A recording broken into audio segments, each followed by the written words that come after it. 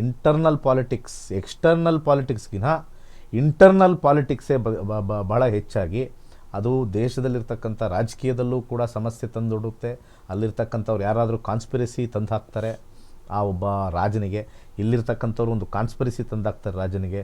Conspiracy theory ತುಂಬ strong ಆಗಿದೆ. So ಕಾನ್ಸ್ಪಿರಸಿಯಿಂದ ಅಲ್ಲಿ ಬಡಿದಾಟ, ಗಲಾಟೆಗಳು, ಸ್ವಲ್ಪ ಅಧಿಕಾರದಲ್ಲಿ ಸಮಸ್ಯೆಗಳಾಗ್ತಕ್ಕಂಥದ್ದು ಎಲ್ಲವೂ ಕೂಡ ಫೆಬ್ರವರಿಯಲ್ಲಿ ಸ್ವಲ್ಪ ಭಾಳ ಎಚ್ಚರಿಕೆಯಿಂದ ಇರ್ತಕ್ಕಂಥದ್ದು.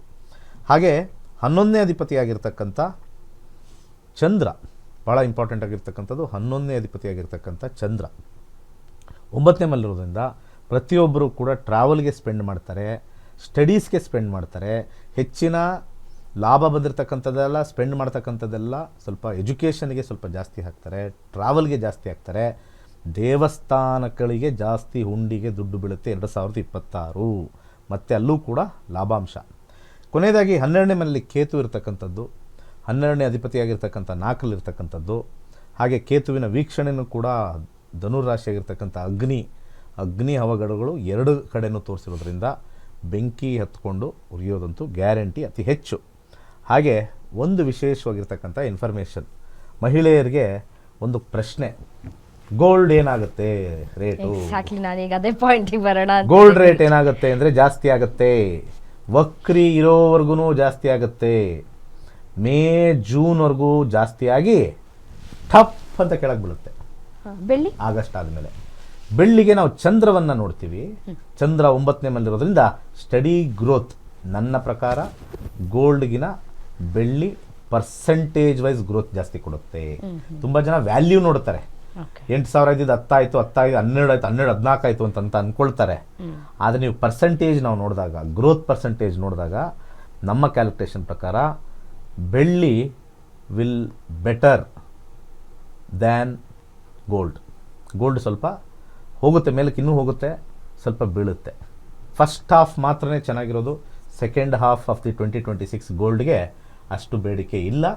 ಸಮಸ್ಯೆ ಆಗ್ತಕ್ಕಂಥದ್ದು, ಮೋಸ ಆಗ್ತಕ್ಕಂಥದ್ದು, ಜನಗಳಿಗೆ ಸ್ವಲ್ಪ ಕ್ರ್ಯಾಶ್ ಅಂತ ಹೇಳ್ತಾರಲ್ಲ, ಗೋಲ್ಡ್ ಕ್ರ್ಯಾಶ್.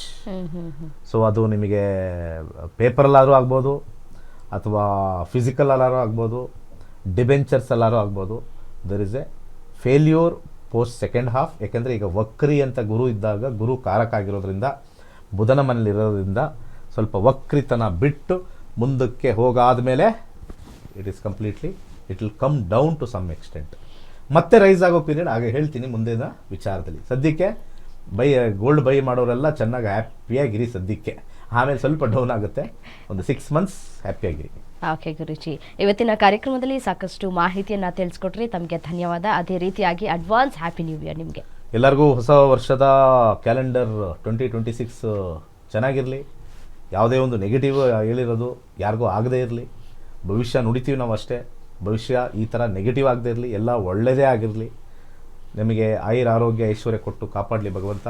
ಹಾಗೆ ಗ್ಯಾರಂಟಿ ನ್ಯೂಸಲ್ಲಿರ್ತಕ್ಕಂಥ ಹಿಂದೆ ಬದಿ ವರ್ಕ್ ಮಾಡ್ತಕ್ಕಂಥದ್ದು, ಮತ್ತು ಇಲ್ಲಿ ಪಕ್ಕದಲ್ಲಿ ಕೂತಿರೋರು, ಮತ್ತು ಹಿಂಬದಿ ಇರೋರು, ಮುಂಬದಿ ಇರೋರು, ಮತ್ತು ಎಲ್ಲರಿಗೂ ಸಿಬ್ಬಂದಿ ವರ್ಗದವ್ರಿಗೂ ಮತ್ತು ವ್ಯವಸ್ಥಾಪಕರಿಗೆಲ್ಲ ಗ್ಯಾರಂಟಿ ನ್ಯೂಸ್ ಅವ್ರಿಗೆ 2026 ಅಧಿಕ ಸ್ಯಾಲ್ರಿ ಜಾಸ್ತಿ ಬರಲಿ, ಬೋನಸ್ ಬರಲಿ, ಎಲ್ಲ ಜಾಸ್ತಿ ಇರಲಿ. ಎಂಜಾಯ್ ಮಾಡಿ. Good luck. ಸರ್ವೇ ಜನ ಸುಖಿನೋ ಭವಂತು.